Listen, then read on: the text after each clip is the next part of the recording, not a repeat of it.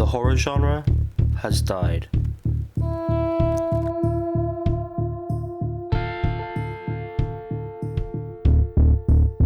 What do I mean when I say this?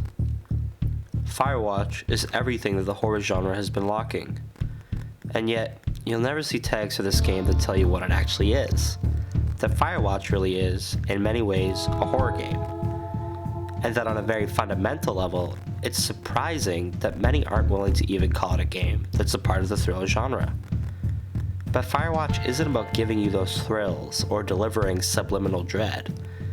It's about delivering a narrative that seems simple, but has nuance in its own individual ways. I guess now is as good a point as ever for me to warn you that there are spoilers ahead for Firewatch. For a narrative-focused game, Firewatch only really has two characters, Delilah and Henry. There are a lot of narratives that don't have many characters, much like Firewatch, but the interesting thing about Delilah is she isn't tangible in any way. Even when you go to her lookout near the end of the game, she's not there at all. If anything, the narrative is about Henry only, and his relationship with this intangible and spectral Delilah figure. So, it's a character study about Henry. He's a relatable character, much of the way that his construction is due to decisions made by the player. So really, Firewatch is a story about ourselves, and how we react to what happens to Henry. So why has the horror genre died? Well, first, we have to understand what horror actually is. I think it's best described by Bernard Perron, who puts it as an emotion that is overwhelming and annihilating in character, and that our experience of games, such as Silent Hill, have little to do with it. So what's Perron talking about here? He's talking about something very fundamental to our natures, that horror is a feeling, and in fact, it's different from our normal expectations of it. Rather than generalize horror into the conventions that we expect from it, like jump scares, gore, body horror, and so forth, horror is something different.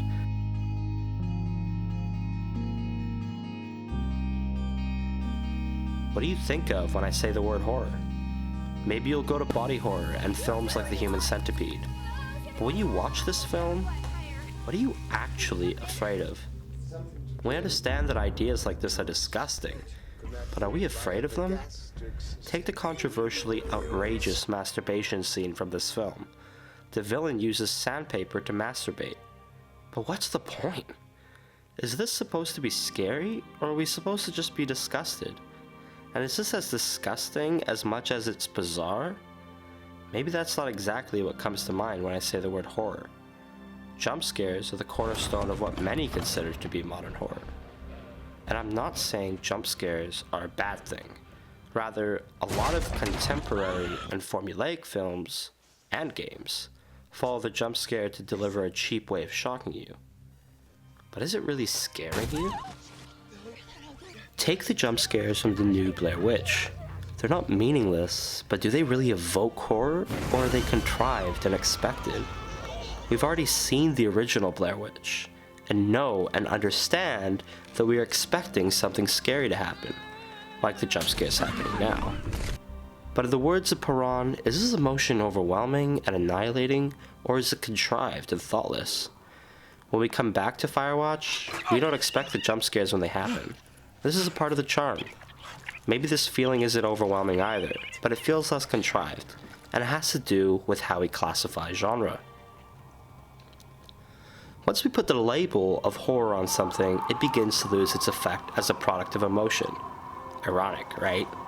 So maybe not having the horror tag on this game is a part of what makes it so scary, and a big part of what makes games like Doki Doki Adventure Club so terrifying. They aren't marketed to thrill or scare, and yet they accomplish their goal in spades. Get Out was a film that used the jump scare without actually scaring us visually, and instead attacked us on a social level. Both of these products are scary, but they don't fit into conventional horror very well. So the genre and the label needs to be laid to rest. The success of horror films like Saw and Paranormal Activity made franchising the genre possible in the film world, and the horror experience is elevated when you can interact with it, So games like Dead Space and Silent Hill made horror a product for the masses. And with the label comes the expectation. With the expectation comes disappointment. Horror is a nuanced experience and requires innovation to succeed. That's why games like Doki Doki Literature Club and Spec Ops: The Line come close to scaring us. They advertise a shallow experience and trap you with that expectation. So what really makes Firewatch a horror game? Well, it does all the things a horror game wants to do. It terrorizes you, it fills you with dread, hell, it even has a jump scare. But to understand what fits Firewatch into horror, we need to understand one other concept: terror. I think Hitchcock said it best in regard to terror. There is no terror in the bang, only in the anticipation of it. And I think this applies nicely into how we look at horror today. If we're anticipating it to be horror, it's not terrifying. And this is a big part of how Firewatch develops its narrative. Paranoia and the sublime. We're presented with characters who are clearly isolated, and Henry clearly has very little tangible human contact. So why is the contact he does have with real humans adversarial? The writers are trying to build paranoia within Henry, and by extension, within you. You're being stalked by someone who might have violent intentions, and you're losing agency over the authority your job is supposed to provide you. Firewatch builds up your character very quickly, but takes its time deconstructing it. I like this comparison of horror and terror, and I think it gives both the ideas justice. Horror is compared to an almost physical loathing, and its cause is always external, perceptible, comprehensible, measurable, and apparently material. Terror, as for it, is rather identified with the more imaginative and subtle anticipatory dread. And I love this definition because it's so simple. Terror is imagination and subtle, and that's a big part of what Firewatch does to us. But more importantly, what isolation does to us. When we're bored, we tend to want to look for meaning or purpose in the things we do, and in the surroundings we have. In Firewatch, that's exactly what's happening. We're walking in a forest for what seems like hours. Surely there's more to this experience. Maybe I saw something move in the background. Or maybe Henry's paranoia is a part of us. Our imaginations are making small threats seem big. Is someone really following us? Is there a monster in the woods? Or is it just a raccoon? To really understand why Firewatch scares us, we need to understand the concept of the sublime. The sublime was an idea pioneered by the Romanticists in artwork and literature. Wordsworth, a Romanticist poet, believed it to be a large part of nature, our imaginations, and even the divine. In his The Prelude, Book 6, he ends this poem of ruminations on the sublime with a sense of something evermore about to be.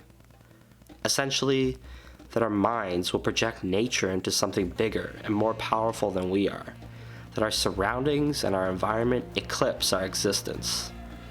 The Romantics used this in painting to express passion, astonishment, divinity, and awe.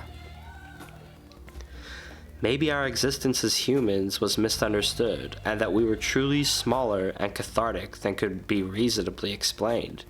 The sublime was an emotional idea, an antithesis to rational explanation, and a real feeling that could only be expressed visually. But what did it make us feel like? Small. Makes us feel alone. And I think that's a big part of what Firewatch is doing, to show us the sublime elements of nature, and the catharsis that comes with it, but also to express that we're truly dreadfully alone, and small, without any kind of agency or control over our well-being, not just through nature, but through people. And I think there's something really scary about that. Is the sublime a part of horror? Probably not, but that doesn't mean horror doesn't use it. Lovecraft used it in his depictions of cosmic horror, an adversary so large and intense that not only could we not face it as an adversary, but we couldn't even truly comprehend what it was. Other games have used the sublime in their depictions of horror too. The Last of Us is a popular example in what it does to scare us. When we're not fighting mutants, we're experiencing a lost, large, uncontrollable, and barbaric world. A landscape that truly reminds me of McCarthy's The Road. Soma scares us in this way too, but uses the sublime conceptually to evoke emotional dread. The world is ending, and there's nothing we could do to save it, so what can we do to save ourselves? I think the sublime is used in films and games all the time, but we don't give it the credit it deserves. It rightfully belongs with the definition of terror, in that it's a dreadful feeling that comes over us. The horror genre is dead, but the horror idea lives on. We need innovation in respect to the nuance of scaring people if we're going to create successfully scary products for the future. Take a film like Dunkirk, for example. It has no shocking or visually abrasive imagery. Instead, Nolan develops our dread with sound and color. Our characters feel like they're doomed from the start, and the colors and sound from Dunkirk amplify this feeling. This form of terror is what makes something like Dunkirk a text worthy of calling itself horror. Its dread is overwhelming and annihilating. Even films like Jaws do this. Through the use of anticipating the shark, we become gradually more scared of it. The isolation of our characters up the stakes and create empathy for the survival of our protagonists. We don't want them to get eaten. We share the feelings they have because we're afraid too. So the next time you're watching Alien Covenant at the theater or playing Five Nights at Freddy's 3, ask yourself, what's really scaring me here? Is it the blood and the jump scares? Or is it the feeling of moving past all of that into the unknown?